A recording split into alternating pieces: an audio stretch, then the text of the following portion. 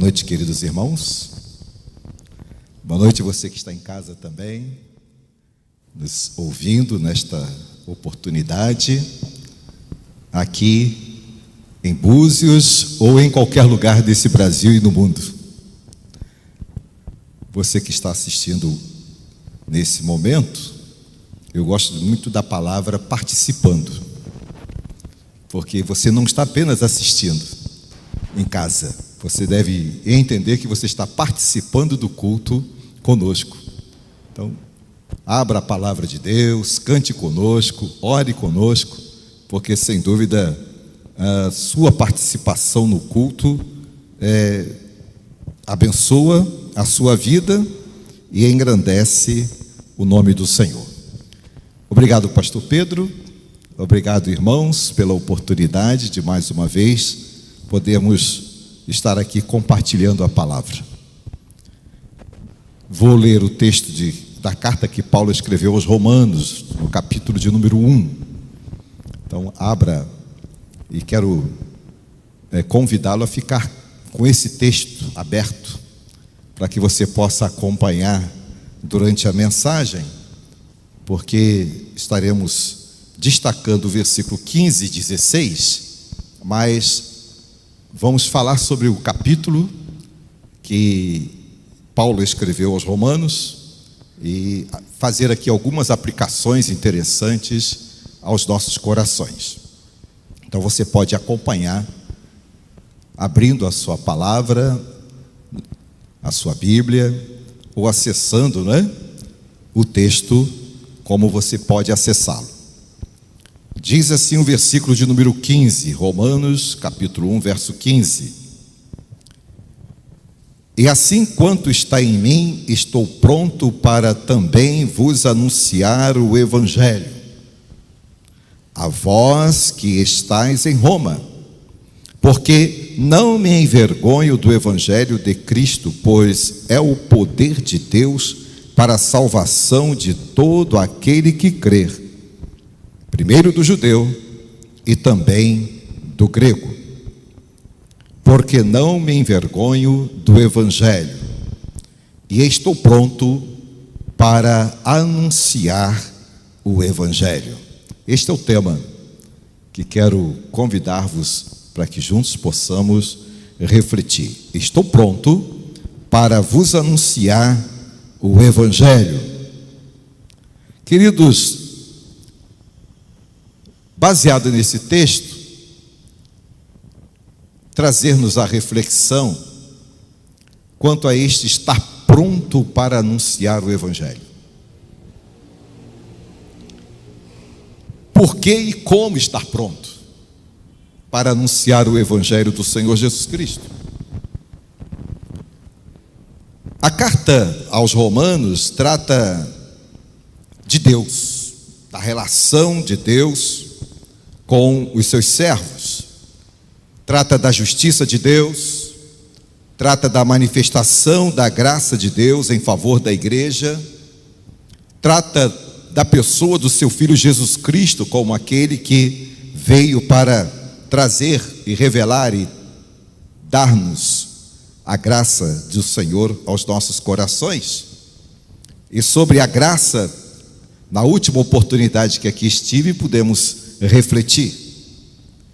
Paulo escreve à igreja de Roma, mas há aqui algo interessante a se perceber, que Paulo está escrevendo à igreja de Roma para orientá-la e encorajá-la. Imagino que se Paulo estivesse hoje aqui entre nós, ele escreveria às igrejas. Aqui ele está escrevendo a uma igreja local. Talvez ele escrevesse a todas as igrejas neste tempo, neste momento que estamos vivendo, para encorajar-nos e nos orientar. Nos orientar a manter-se fiel. Foi este o objetivo de Paulo ao escrever à igreja de Roma, para que pudesse estar diante do Senhor, mantendo-se fiel, mesmo diante das prováveis manifestações contrárias à igreja. E olha que no tempo de Paulo, muitas manifestações contrárias à igreja já se observava. E parece que Paulo está nos falando também neste tempo. Como a palavra do Senhor é sempre atual, entendemos que ele fala também neste tempo para os nossos corações. Segundo alguns estudos, alguns comentários, a igreja de Roma recebeu a carta do apóstolo Paulo, mesmo não sendo esta igreja fundada pelo apóstolo, mas recebeu a orientação, porque Paulo estava sempre atento a ser útil e instrumento de Deus para abençoar as igrejas do seu tempo. E mesmo à distância ele as escrevia, as orientava, para que ela pudesse realmente manter-se fiel diante do cenário, né, em que elas estavam inseridas, e sem dúvida também diante do cenário que hoje nós estamos inseridos. Precisamos receber as mesmas orientações que Paulo escreveu a Roma e a tantas outras igrejas.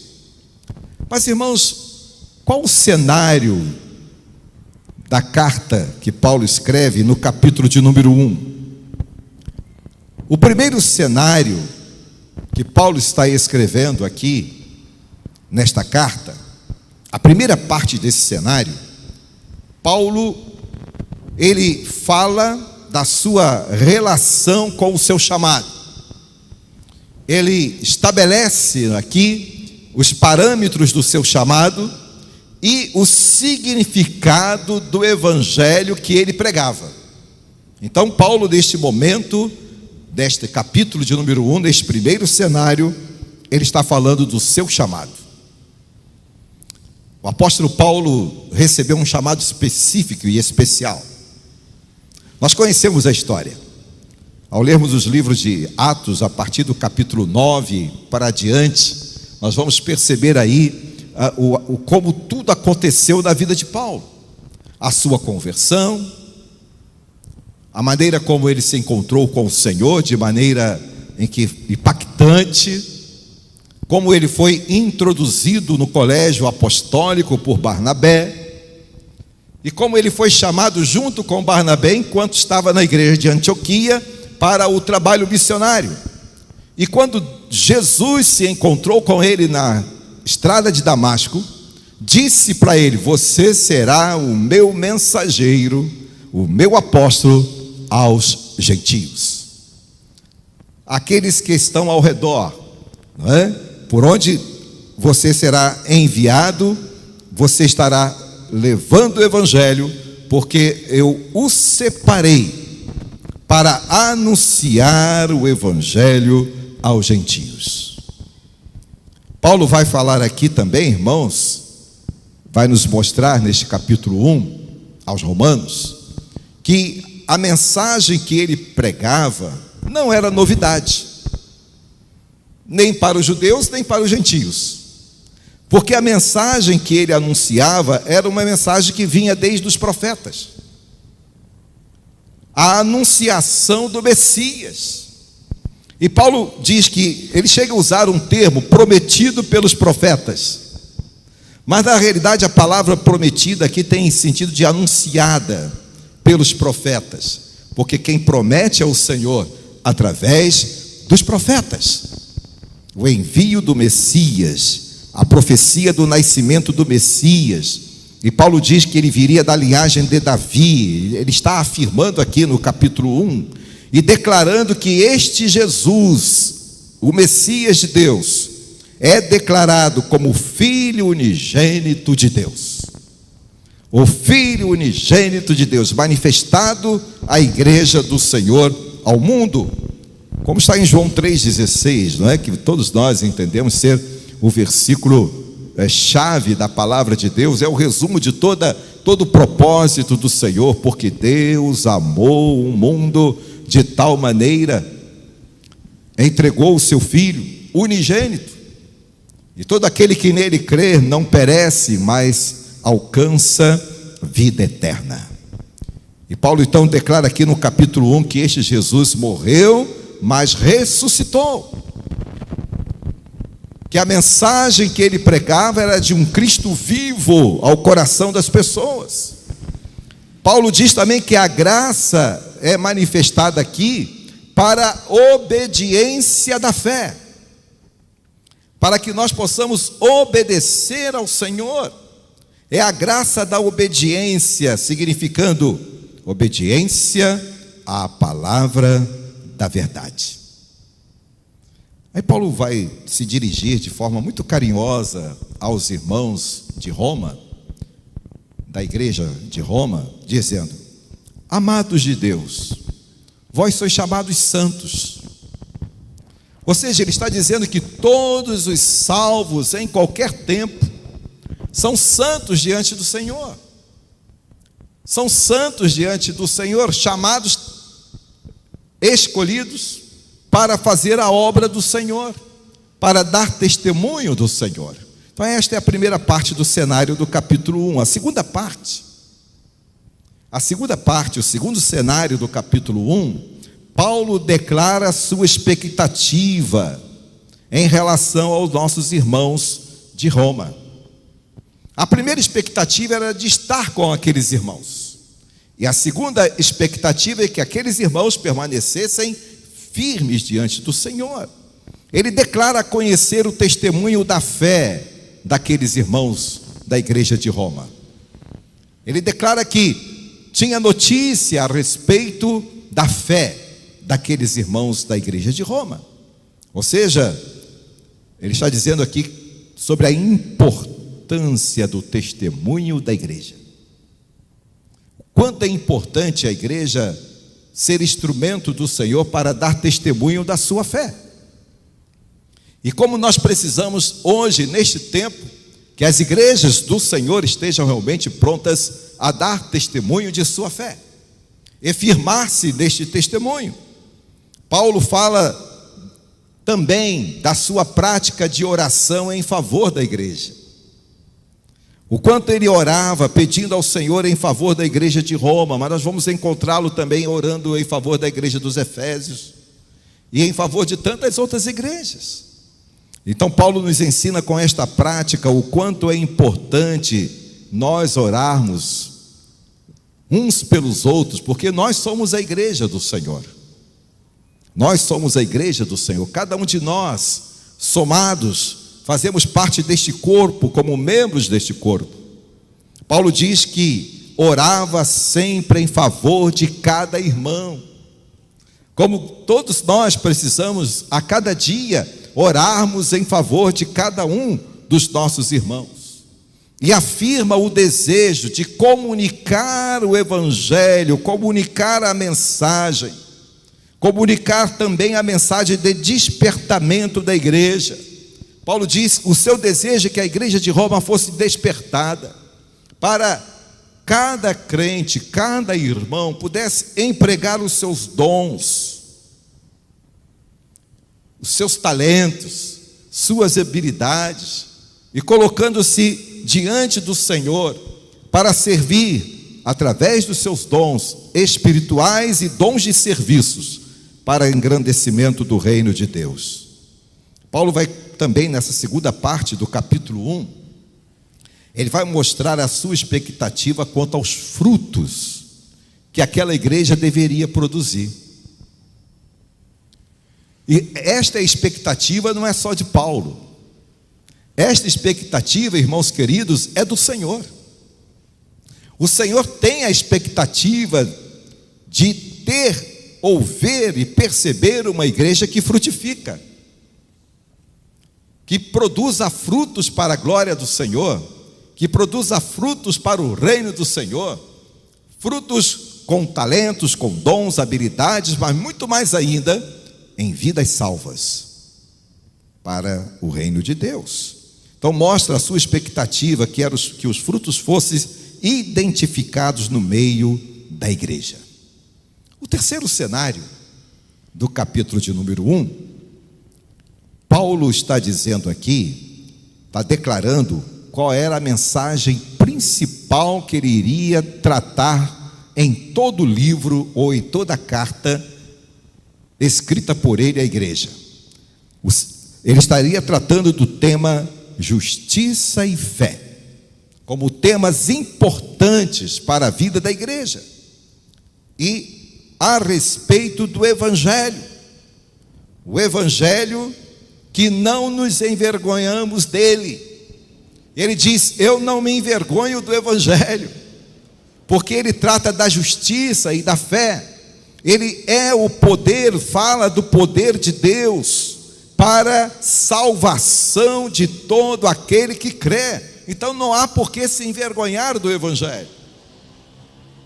E olha que Paulo, a esta altura, passava por diversas situações e circunstâncias em que ele poderia deixar de pregar até, mas ele se manteve firme, pronto para pregar o Evangelho, e declara não se envergonhar do Evangelho. E como nós precisamos hoje, irmãos, de crentes que realmente possam dar testemunho da sua fé e não se envergonhar. Quantos jovens precisam estar firmes na sua fé, para que mesmo diante das circunstâncias hoje, em seus ambientes de estudos, possam manter a sua fé e não se envergonhar da sua fé, sejam elas nos colégios, seja eles particulares, estaduais, federais. Nós sabemos o quanto este ambiente tem estado minado pela doutrinação ideológica contrária à palavra de Deus. E você, jovem crente que me ouve, mesmo estando em casa ou estando aqui no santuário, não se envergonhe do Evangelho. Entenda que ele é o poder de Deus para transformar os seus amigos, para transformar a sua família, para transformar uma cidade para o Senhor Jesus Cristo. Então, Paulo está dizendo que não se envergonha do Evangelho, porque se descobre no Evangelho a justiça de Deus, a graça de Deus, a salvação de Deus, revelada na fé bíblica. Ele declara também que o justo viverá pela fé. O justo viverá pela fé. E como nós precisamos de crentes realmente que estejam firmados na sua fé, confiantes em Deus e obedientes aos seus mandamentos. O quarto cenário aqui, que Paulo está trazendo para nós no capítulo de número 1, é um cenário muito triste, mas que ele já identificava no seu tempo, e que nós precisamos entender que diante deste cenário, eu e você precisamos estar prontos para anunciar o Evangelho, encorajados a anunciar o Evangelho. O quarto cenário que Paulo apresenta no capítulo 1 da carta aos Romanos é mostrando o quanto o Senhor se entristece diante daqueles que são contra o Evangelho, contra a palavra, e que rejeitam a fé, e que vivem de forma a desagradá-lo totalmente. E Paulo vai dizer que estes vivem sobre impiedade e injustiça. Aqueles que rejeitam a fé, rejeitam a sua palavra, vivem em impiedade e injustiça. Trocam a verdade pela injustiça. Paulo diz isso aqui. Desprezam a verdade para viver a injustiça. Tem conhecimento de Deus, mas não glorifica a Deus. Se você está com o texto aberto, você já deve estar acompanhando isso. Paulo está dizendo isso. Eles conhecem a Deus, mas rejeitam a Deus, e isso entristece. Isto era nos dias de Paulo, irmãos, mas ao longo da história da igreja, e também nesse tempo, e enquanto Jesus ainda não voltar, até que ele volte, nós precisamos estar prontos a anunciar o Evangelho diante de um cenário assim, onde encontramos pessoas que até dizem conhecer Deus, mas não glorificam a Deus. Paulo diz que estas pessoas, em seus discursos, desvanecem os seus corações insensatos e obscuros. Ele diz que no lugar da sabedoria, observa-se loucura espiritual. Olha que coisa. Paulo está falando de alguma coisa diferente desse tempo? Não.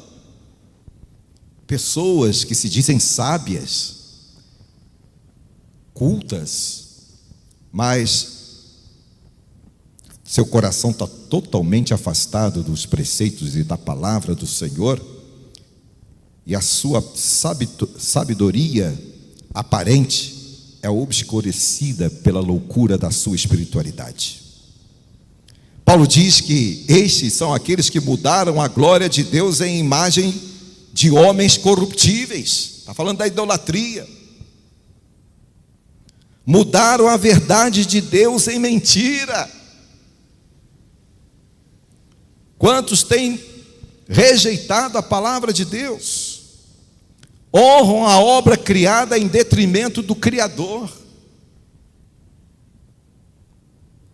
Não se importam em conhecer a Deus, mas trocam por sentimentos perversos. É isso que Paulo está falando aqui. Olha outro cenário interessante que Paulo vai nos fazer identificar aqui do capítulo de número 1. São aqueles que desonram o corpo e vivem na carnalidade e na imundícia e na perversidade. Importante, irmãos, o versículo de número 26, que diz assim: por isso Deus os abandonou às paixões infames, porque até as suas mulheres mudaram o uso natural no contrário da sua natureza, e os homens, seguindo aí o texto, contaminando-se e vivendo dissolutamente, homem com homem, mulher com mulher.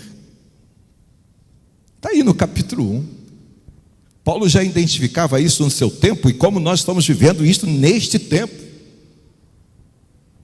E como nós, como igreja do Senhor, precisamos estar prontos a anunciar o Evangelho diante deste quadro.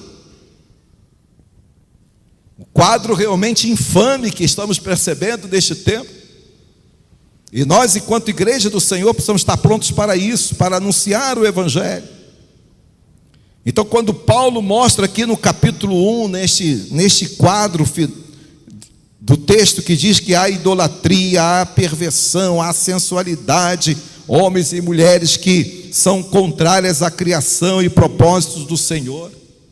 Ele diz que são cheios de iniquidade, de fornicação, de malícia, de avareza, de maldade, cheios de inveja, são homicidas, são homens contenciosos que enganam e são malignos, são murmuradores, difamadores. Paulo está dizendo tudo aí, irmãos. Aborrecedores de Deus,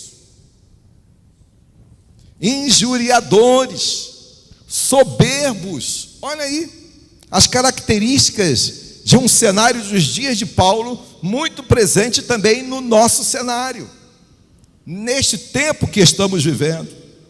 Desobediente aos pais e mães, nécios, infiéis ao contrato, infiéis àquilo que tratam, sem afeição natural, irreconciliáveis e sem misericórdia. Ou seja, são pessoas que não querem mudar a sua maneira de viver. E Paulo vai tratar disso de forma muito semelhante quando escreve a Timóteo. Quando ele diz dos tempos difíceis. É muito semelhante a este capítulo 1, quando Paulo fala a Timóteo. Paulo fala e escreve a Timóteo referindo-se aos dias difíceis ou dias trabalhosos que nós, como igreja do Senhor, iríamos viver e, portanto, precisar estar pronta para anunciar o Evangelho. Os quais, mesmo conhecendo a Deus, não somente os fazem, mas também se agradam dos que as fazem. Ou seja, mesmo conhecendo a Deus, fazem as coisas erradas e se agradam em levar outros a fazerem coisas erradas.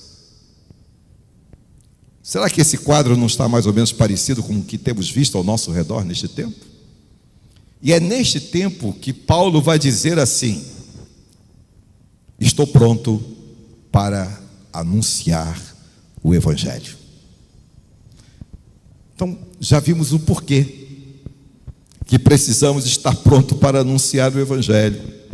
Assim, quanto está em mim, estou pronto para também vos anunciar o Evangelho, vós que estáis em Roma. Ou seja, Paulo está dizendo que ele se sente sob uma obrigação de submeter o Evangelho a todas as classes de humanidades, submeter o Evangelho a todas as criaturas. Não importa o cenário que ela está vivendo, mas ela precisa do Evangelho. Como é regra importante e ordenação igualmente importante para todos os homens. E assim quanto está em mim, Paulo diz aqui neste verso de número 16, não é? 15. E assim o quanto está em mim, ele está falando do seu compromisso. Está em mim o compromisso de anunciar o Evangelho, independente de qualquer circunstância. É minha responsabilidade pessoal, é nossa responsabilidade pessoal a pregação do Evangelho, a pregação da palavra da verdade. Ele está dizendo que ele entendia que deveria enfrentar as circunstâncias.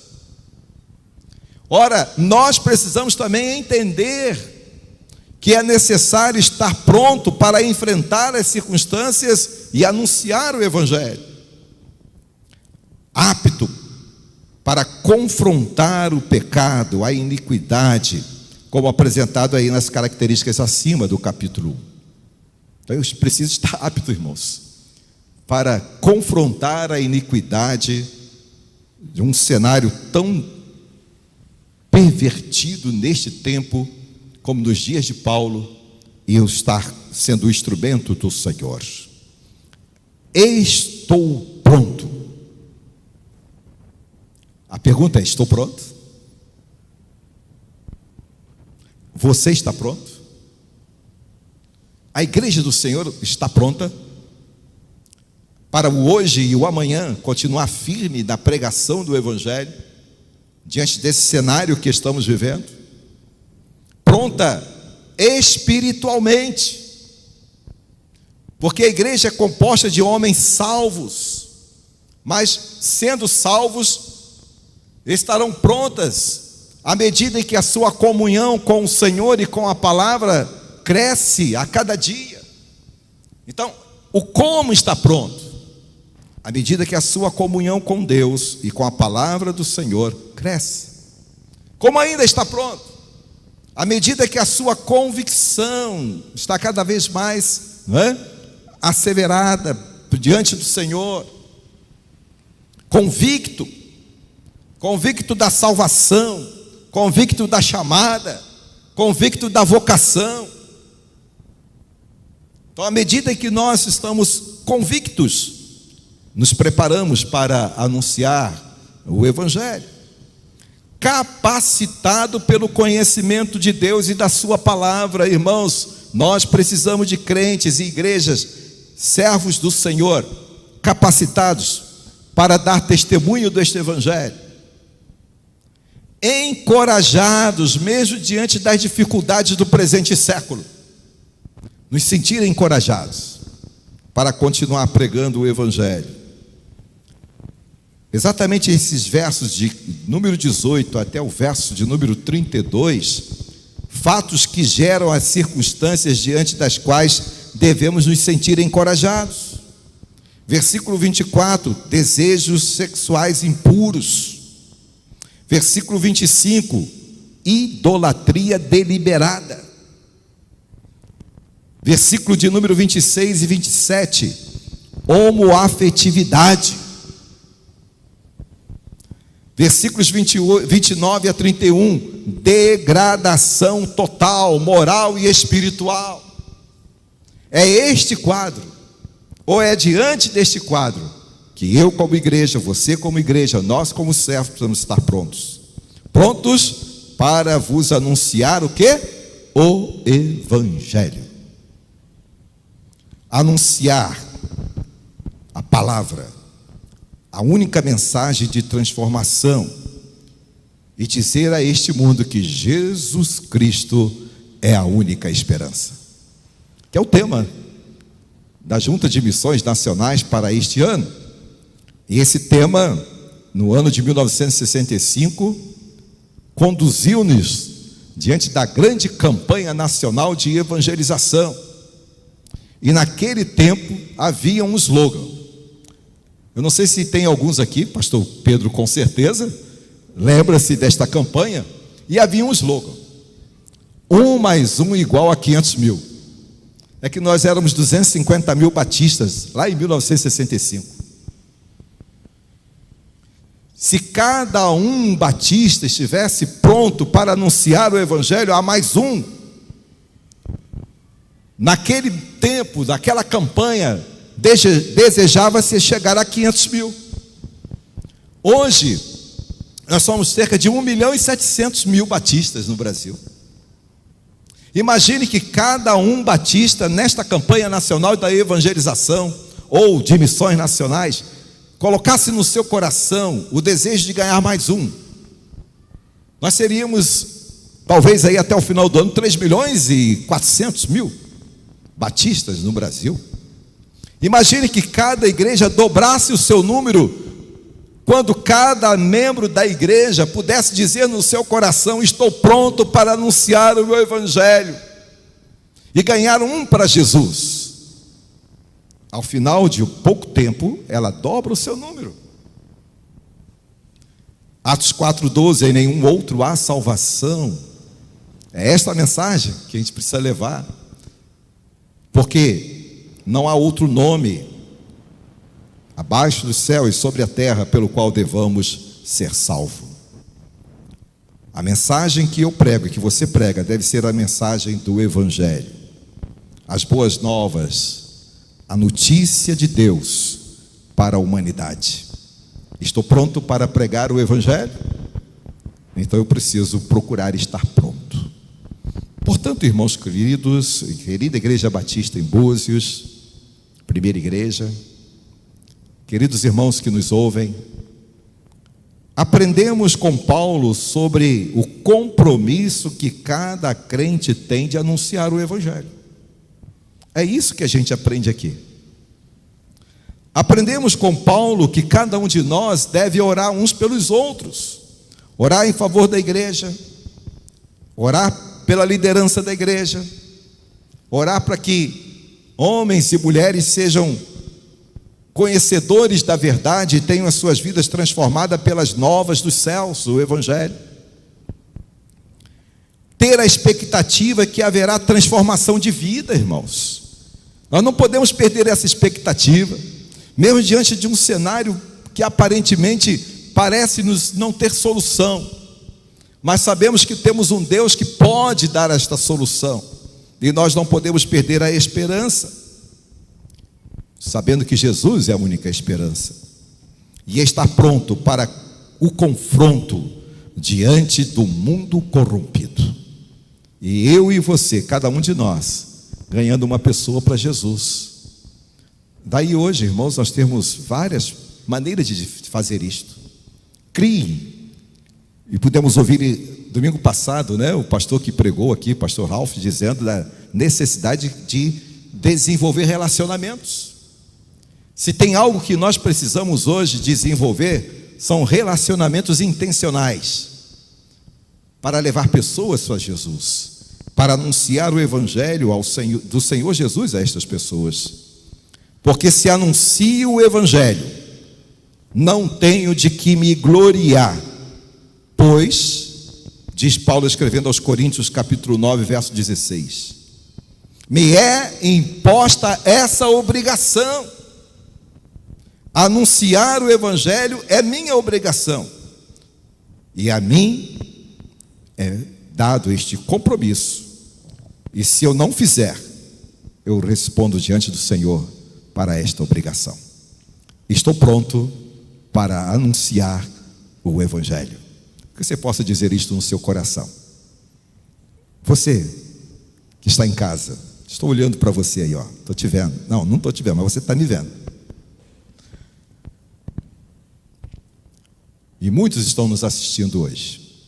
E nós que estamos aqui no santuário, devemos olhar nesta direção e pedir ao Senhor a capacidade, mesmo diante das circunstâncias deste tempo, assim como foi nos dias de Roma e nos dias do passado, estarmos prontos e encorajados para anunciar o Evangelho do Senhor.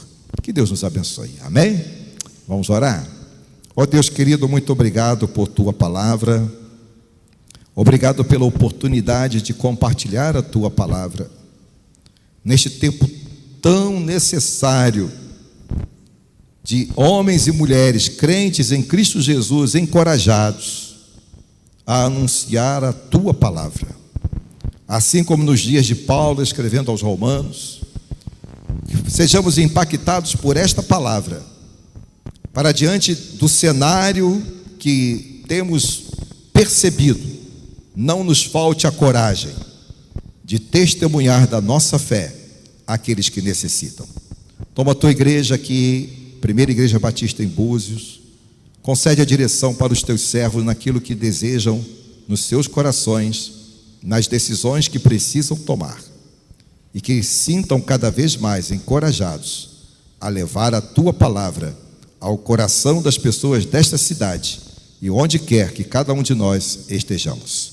Os irmãos que estão em casa ou nos ouvindo em qualquer lugar, sintam-se também impactados pela tua palavra e encorajados a dar testemunho da fé. Oramos agradecidos pela oportunidade de mais uma vez estar aqui. Em o nome santo de Jesus oramos. Amém.